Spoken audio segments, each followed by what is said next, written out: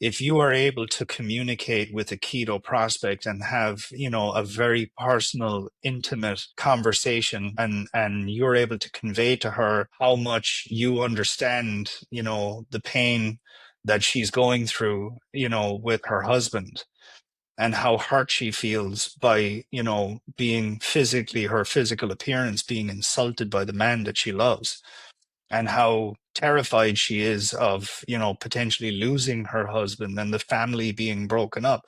That trumps guarantees, trumps, credibility elements, it trumps testimonials, because you're able to speak to that person at such a deep level that they're hooked on a in a very, very emotional way. And that stuff, if you can get to that depth of understanding in your marketplace, that's what catapults you into the stratosphere of success. It's very few people are doing that. Very, very, very, very few people are doing it. When I had the opportunity to spend time with Dan Kennedy, that was He really does it, by the way. He's brilliant. Yeah.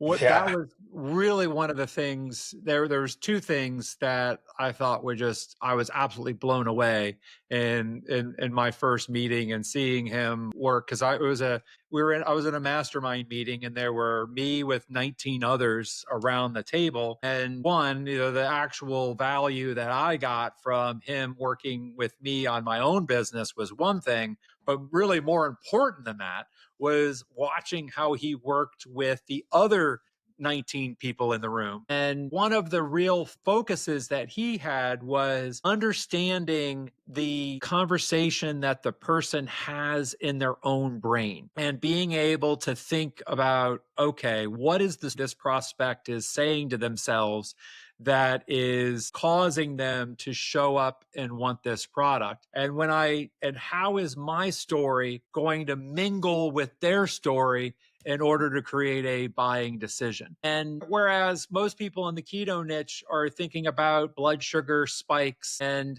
the types of food, ketosis, this is what the keto proprietor is thinking about. Well, they're totally miscommunicating with their prospect, particularly if their prospect is worried about their marriage, and understanding really the decisions that those people are making at that profound level.